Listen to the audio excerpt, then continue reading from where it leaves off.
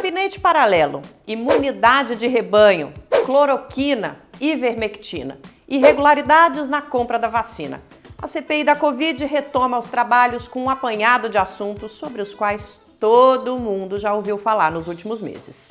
Conforme os trabalhos avançaram no Congresso Nacional, novas suspeitas surgiram. A comissão volta do recesso com diversas temáticas importantes para tratar e com a missão de mostrar até onde vai a responsabilidade do governo federal no caos sanitário que tomou conta do Brasil. São mais de 550 mil mortes por Covid-19, número que ainda cresce numa velocidade próxima aos piores registros do ano passado.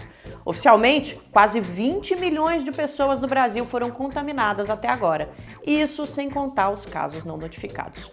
Hoje, o BDF explica onde a CPI da Covid já chegou e para onde ela pode ir. E se você quiser ter acesso a mais conteúdos como esse, se inscreva no nosso canal aqui no YouTube e aproveita, curte esse vídeo para ajudar ele a chegar a mais gente.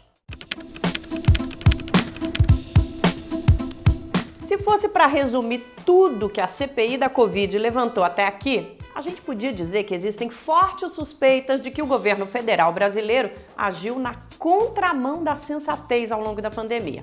De maneira rápida, a desconfiança de que a gestão de Jair Bolsonaro se aconselhava com pessoas que não são especialistas para decidir o que fazer frente ao coronavírus.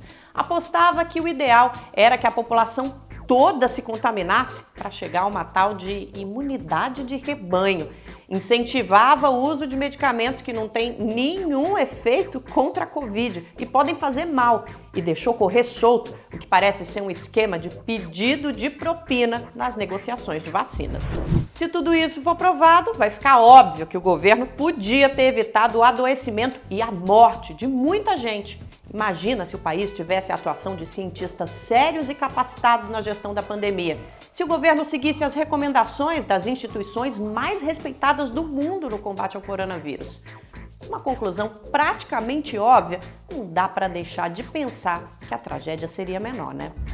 Mas já lá no começo, a CPI começou a apontar que foi justamente o contrário. A partir de diversos depoimentos, deu para notar que os aconselhamentos obtidos por Bolsonaro vieram de gente que não lida diretamente com pandemias, não é especialista em vírus e muitas vezes não é nem da área da saúde. Você deve estar se perguntando, mas o presidente pode ouvir conselho de quem ele quiser, né? Realmente pode, mas a CPI quer entender se esse grupo de conselheiros atuava com algum tipo de financiamento. Quem pagava viagens, organizava reuniões? Se houve qualquer desvio aí nesse ponto, o buraco é mais embaixo. E claro, a gente espera que quem quer que esteja ocupando a presidência da República dê ouvidos a pessoas mais especializadas para tomar decisões que podem custar a vida de muita gente.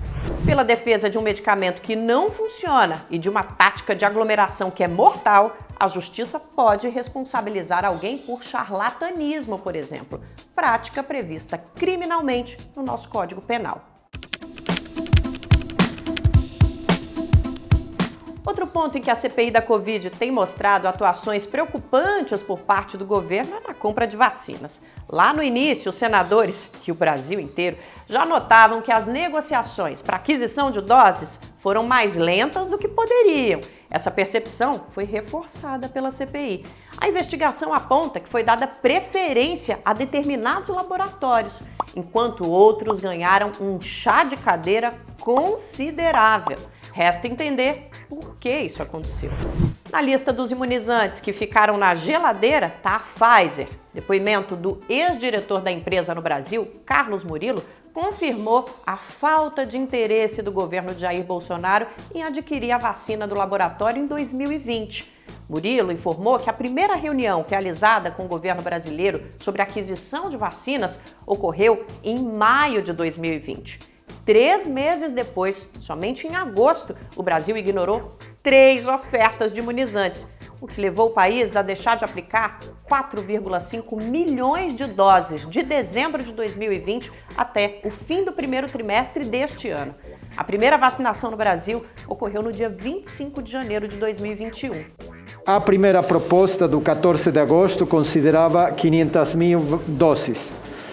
A segunda proposta, do 18 de agosto, considerava 1.500.000 doses. A terceira proposta, do 26 de agosto, considerava 1.500.000 doses para o 2020. Ao longo do trabalho da CPI no primeiro semestre, surgiram também suspeitas que não estavam no radar inicialmente. Uma delas é a de que Jair Bolsonaro foi avisado sobre irregularidades na negociação de vacinas, mas não tomou nenhuma atitude. Se isso for comprovado, o presidente pode responder por prevaricação. Esse é o nome que a gente dá ao crime cometido quando alguém omite informações sobre delitos para satisfazer interesses individuais. Essa história toda começou a partir do depoimento do deputado federal Luiz Miranda, do Democratas do Distrito Federal, e do irmão dele, Luiz Ricardo Fernandes Miranda, que é chefe da divisão de importação do Ministério da Saúde. Os dois afirmaram à CPI da pandemia que Bolsonaro teria sido alertado no dia 20 de março sobre um suposto esquema de fraude na negociação para a compra de 20 milhões de doses do imunizante Covaxin entre o Ministério da Saúde e a empresa Precisa Medicamentos. Eles teriam conversado sobre o tema com Bolsonaro no encontro fora da agenda. Na data mencionada, o deputado postou imagens nas redes sociais junto com o presidente. Além disso, antes do encontro, Miranda enviou mensagens a um assessor da presidência pedindo atenção ao assunto. Ainda segundo o deputado, Bolsonaro chegou a mencionar o líder do governo na Câmara, Ricardo Barros, como responsável pelo suposto esquema. Então, o senhor confirma, então, que... Foi o Ricardo Barros que o presidente falou. Agradeço imensamente, Vossa Excelência. Essa CPI, a partir de agora... Eu não me sinto pressionado para falar. Eu queria ter dito desde o primeiro momento, mas é porque vocês não sabem o que eu vou passar. Por apontar um presidente da República que todo mundo defende como uma pessoa correta, honesta, que sabe que tem algo errado, ele sabe o nome, ele sabe quem é, ele não faz nada por medo da pressão que ele pode levar do outro lado.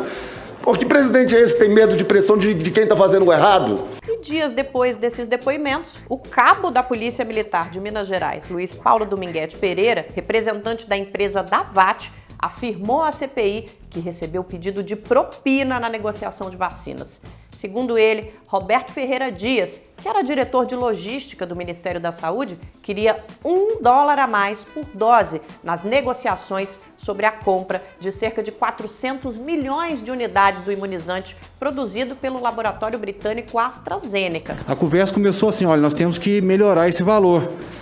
Aí eu disse, mas eu tenho que tentar um desconto, eu não tenho... Não, mas não é para cima, é para mais. E aí se pediu-se, porque tinha que se compor dentro do Ministério, e se pediu o acréscimo de $1 por dose. A gente fez um resumo rápido de como as suspeitas chegaram até o Congresso, mas esse assunto da compra de vacinas ainda vai render na CPI. É esse o tema que deve concentrar as atenções dos senadores nesse início de trabalhos. Eles vão ouvir outras pessoas ligadas a essas negociações suspeitas e esperam fechar o tema das vacinas com algumas conclusões importantes para o Brasil. E tem outros assuntos que a CPI deve analisar nos próximos meses. Os trabalhos da comissão seguem até a primeira semana de novembro e os senadores têm mais de 470 requerimentos para analisar.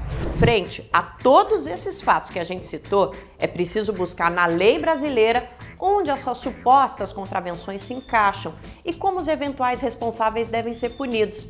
Esse trabalho já está em andamento, mas mesmo antes de ele ser finalizado, os indícios apontam para sinais graves de crime de responsabilidade por parte do governo, com consequência direta no luto por mais de 550 mil mortos no Brasil.